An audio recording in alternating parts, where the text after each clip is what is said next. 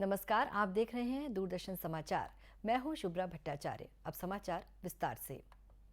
विधानसभा के बजट सत्र के दौरान मंगलवार को बेमौसम बारिश से हुए फसलों के नुकसान का मुद्दा उठा। विधायक अजय चंद्राकर बोले, रबी की फसल को भारी नुकसान पहुंचा है। किसान सरकार की नीतियों से बेबस हो गया है। नेता प्रतिपक्ष नारायण चंदेल ने नुकसान का मूल्यांकन कराकर उचित मुआवजा देने की मांग की। बीजेपी के सदस्य शिवरतन शर्मा ने कहा कि अकेले दुर्ग जिले में 100 करोड़ रुपए से ज्यादा की टमाटर की फसल का नुकसान हुआ है। पूरे छत्तीसगढ़ में बेमौसम बारिश हुई है, ओलावृष्टि हुई है, अंधड़ चला है। इससे स्वयं मंत्री जी ने अपने उत्तर में स्वीकार किया है, बहुत से लोगों की मौत हुई है, जानवर भी मरे हैं। और रबी की फसल के साथ साथ सब्जी की फसल को बहुत ज़्यादा नुकसान हुआ है। अकेले दुर्ग जिले में 100 करोड़ से ज़्यादा का टमाटर की फसल नष्ट हो गई। गेहूँ चना कटाई के योग्य था, बहुत सी रबी की फसल खलिहान में आ गई थी, उसको भी नुकसान हुआ है। और दुर्भाग्यजनक स्थिति यह है कि प्रदेश सरकार ने घटना के 3 दिन बाद भी इसके सर्वे का आदेश नहीं दिए। आज भारतीय जनता पार्टी विधायक दल की ओर से हमने इसमें स्थगन लगाया था। माननीय मंत्री जी ने उसके बाद जवाब दिया है और सर्वे की कार्रवाई भी शुरू करने का आश्वासन दिया है। और आसंदी से ये व्यवस्था आ गई है कि इस विषय पर वो सदन पर चर्चा कराएंगे। इस पर राजस्व मंत्री जयसिंह अग्रवाल ने कहा कि सभी जिला कार्यालयों को नुकसान के आकलन का निर्देश दिया गया है। आंधी तूफान और आकाशीय बिजली से 8 व्यक्तियों और 36 पशुओं की जान गई है। फसल क्षति का आकलन अभी जारी है। 15 दिनों के भीतर मुआवजा राशि देने का प्रावधान है। जल्द ही आकलन के बाद सहायता राशि जारी कर दी जाएगी। जो भी फसलों का नुकसान हुआ है, मकान का नुकसान हुआ है या 8 लोगों की जो मृत्यु हुई है, उसका सबका आकलन किया जा रहा है लगातार, और उसके लिए अति शीघ्र ही उनकी जो मुआवजा राशि वो प्रदान कर दी जाएगी। अभी जो शून्यकाल में स्थगन के लिए जो माननीय विपक्ष के सदस्यों ने जो बात उठाई थी, उसमें चर्चा कराने के लिए भी उपाध्यक्ष महोदय ने निर्देश दिए हैं। उसमें अलग से चर्चा होगी और लगातार हमारा जो राजस्व का अमला है वो आकलन कर रहे हैं। हर जिला कलेक्टरों को निर्देश जारी किए गए हैं और अति शीघ्र ही जो भी क्षति हुई है उसकी राशि भी प्रदान की जाएगी उनको, और जो मृत्यु हुई है उनको भी राशि प्रदान कर दी जाएगी। बीजेपी के धर्मलाल कौशिक ने पूछा कि जन घोषणा पत्र में क्या बंद स्कूलों को प्रारंभ करने की घोषणा भी की गई थी। स्कूल शिक्षा मंत्री प्रेमसाय सिंह टेकाम ने जवाब दिया कि 275 बंद स्कूलों को प्रारंभ किया गया है और इन स्कूलों में 185 शिक्षक कार्यरत हैं। राजनांदगांव और चौकी मोहला मानपुर जिले में संचालित एकलव्य विद्यालय से जुड़े सवालों के जवाब से असंतुष्ट विधायकों ने हंगामा करते हुए सदन से वॉकआउट किया। भारतीय जनता पार्टी ने आज कांग्रेस नेता राहुल गांधी की हाल की ब्रिटेन यात्रा के दौरान भारत में लोकतंत्र पर उनकी टिप्पणी को लेकर कांग्रेस नेता पर निशाना साधा। पार्टी के राष्ट्रीय प्रवक्ता संबित पात्रा ने कहा है कि राहुल गांधी को संसद में अपनी टिप्पणी के लिए बिना शर्त माफी मांगनी होगी। ये मामला भारत की संप्रभुता के लिए गंभीर चिंता का विषय है और देश इसे बर्दाश्त नहीं करेगा। भारतीय जनता पार्टी हर दिन राहुल गांधी को माफी मांगने क्यों बोल रही है? विषय गंभीर है। अगर विदेश की भूमि में जाकर राहुल गांधी बार बार विदेशी ताकतों से यह निवेदन करेंगे कि आप हिंदुस्तान आइए और हिंदुस्तान की डेमोक्रेसी की रक्षा के लिए आप हिंदुस्तान के इंटरनल मैटर्स में प्रवेश करिए, उसमें घुसपैठ करिए। अगर यूके से और यूएस से राहुल गांधी लंदन में बैठकर इस प्रकार का डिमांड करेंगे तो स्वाभाविक रूप से देश इसे एक बहुत ही सहज भाव से ग्रहण नहीं करेगा। और एक पॉलिटिकल पार्टी होने के नाते, विश्व की सबसे बड़ी पॉलिटिकल पार्टी जो लोकतांत्रिक तरीके से जनता के आशीर्वाद के माध्यम से चुनी गई हो, यह भारतीय जनता पार्टी का कर्तव्य है कि सड़क में भी और सदन में भी इस विषय को उठाए। संबित पात्रा ने कहा कि कांग्रेस नेता मणिशंकर अय्यर ने भी अतीत में ऐसा आरोप लगाया था। यह भारतीय लोकतंत्र के खिलाफ लगातार साजिश है। कोरबा जिले में संचालित एशिया की सबसे एसईसीएल एसईसीएल की गेवरा कोयला खदान ने पूरे देश में 50 मिलियन टन कोयला उत्पादन कर देश में नया इतिहास बनाया है। एसईसीएल के गेवरा माइंस की इस सफलता पर कोयला मंत्री प्रहलाद जोशी ने बधाई दी है।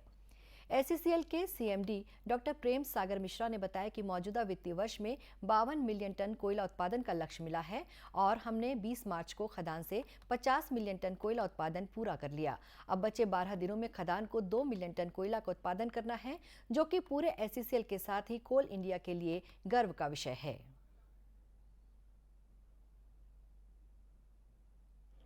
आज के लगभग साल भर पहले एसीसीएल ने कुछ सपने देखे थे। एसीसीएल ने सबके साथ कुछ सपने बांटे थे। आज एसीसीएल सबके साथ अपना सफलता बांट रहा है, जब एसीसीएल आज तक के सबसे सर्वाधिक उत्पादन 157.35 मिलियन टन के रिकॉर्ड को पार किया है। साथ ही में गेवरा जो पहली बार देश का पहला कंपनी बना है जो 50 मिलियन टन को पार किया है। आज के दिन कुसमुंडा क्षेत्र और बहुत सारे अन्य क्षेत्रों ने भी बहुत सारे नए मुकाम हासिल किया है। हम समस्त एसीसीएल और कोयलांचल वासियों को इसके लिए ढेर सारा बधाई, ढेर सारा शुभकामना। फिर हम कुछ नए सपने बांटेंगे और फिर एक नई सफलता बांटेंगे। गौरतलब है कि कोयला उत्पादन के क्षेत्र में एसईसीएल की गेवरा खदान के नाम कई कीर्तिमान दर्ज हैं। इन सारे रिकॉर्ड में इस वित्तीय वर्ष में गेवरा खदान ने पूरे देश में सर्वाधिक कोयला उत्पादन कर 50 मिलियन टन का जो रिकॉर्ड बनाया है, वो पूरे देश के लिए गौरव का विषय है। अमेरिका ने सैन फ्रांसिस्को में भारतीय महावाणिज्य दूतावास पर किए गए हमले की निंदा के साथ ही ये भी कहा कि वो ऐसे कार्यालयों और वहां काम कर रहे अधिकारियों की सुरक्षा का वचन देता है।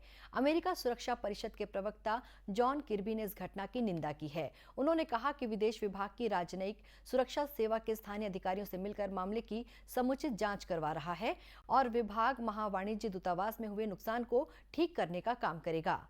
भारत द्वारा सैन फ्रांसिस्को में हुई तोड़फोड़ की घटना का कड़ा विरोध प्रकट करने के बाद विदेश विभाग ने कहा कि भारत ने सैन फ्रांसिस्को के महावाणिज्य दूतावास में संपत्ति की तोड़फोड़ पर नई दिल्ली में अमेरिका दूतावास के वरिष्ठ अधिकारियों के साथ बैठक में कड़ा विरोध व्यक्त किया है। साथ ही अमेरिका की सरकार को राजनयिक प्रतिनिधियों की रक्षा और सुरक्षा के दायित्व का स्मरण कराया गया है।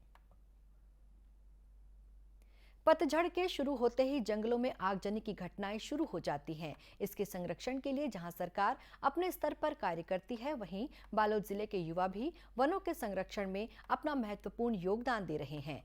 दल्ली राजहरा के रहने वाले वीरेंद्र सिंह अपनी युवा टीम के साथ जंगलों में आग की सूचना मिलते ही घटनास्थल पर पहुंचकर तत्काल उसे बुझाने का कार्य करते हैं।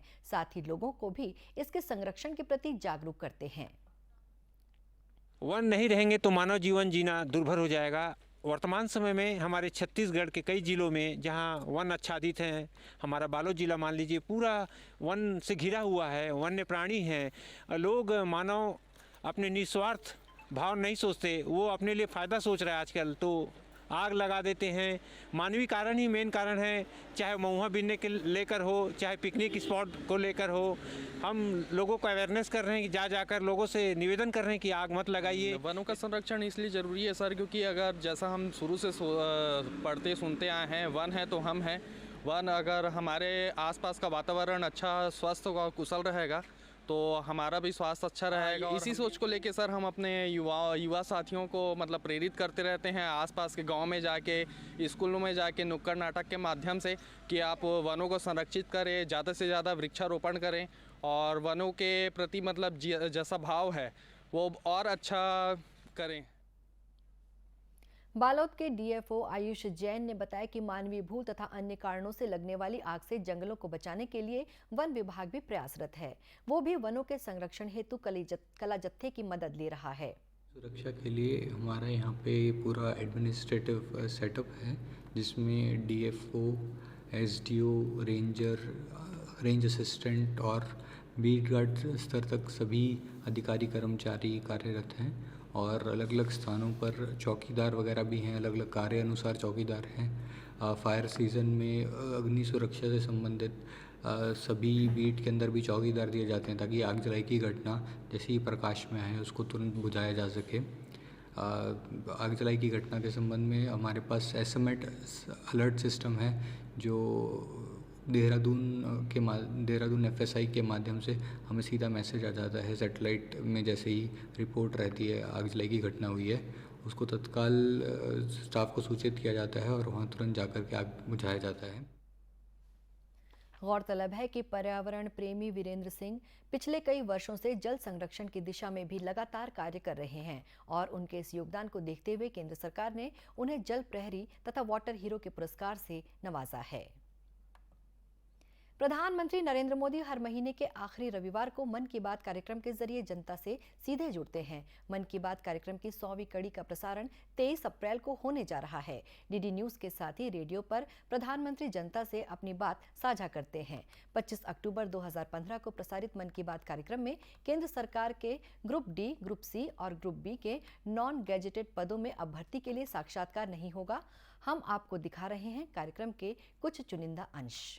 मित्रों, मैं आज गर्व से कहना चाहता हूं कि सरकार ने सारी प्रक्रियाएं पूर्ण कर ली और केंद्र सरकार के ग्रुप डी, ग्रुप सी और ग्रुप बी के नॉन गैजेटेड पदों में अब भर्ती के लिए साक्षात्कार नहीं होगा, इंटरव्यू नहीं होगा।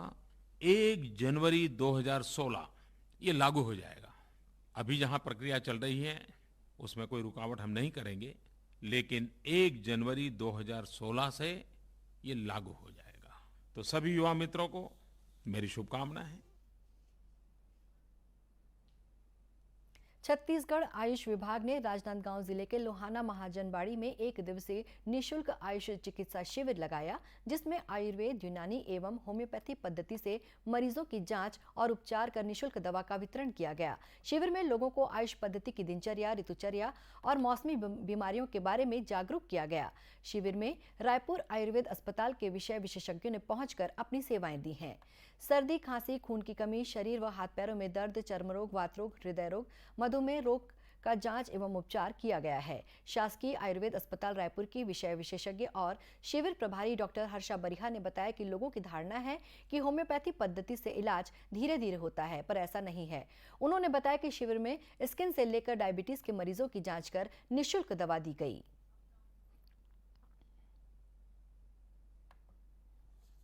होम्योपैथिक में हर टाइप के बीमारी का इलाज है। यहाँ पे हम स्किन से लेके डायबिटीज़ से लेके बीपी, सब लोगों को लगता है कि कुछ ही चीज़ों में होम्योपैथिक काम आती है। इवन अभी जो मिजल्स वगैरह फैल रहे हैं उसके लिए प्रिवेंटिव के रूप में होम्योपैथिक बहुत अच्छे कारगर है।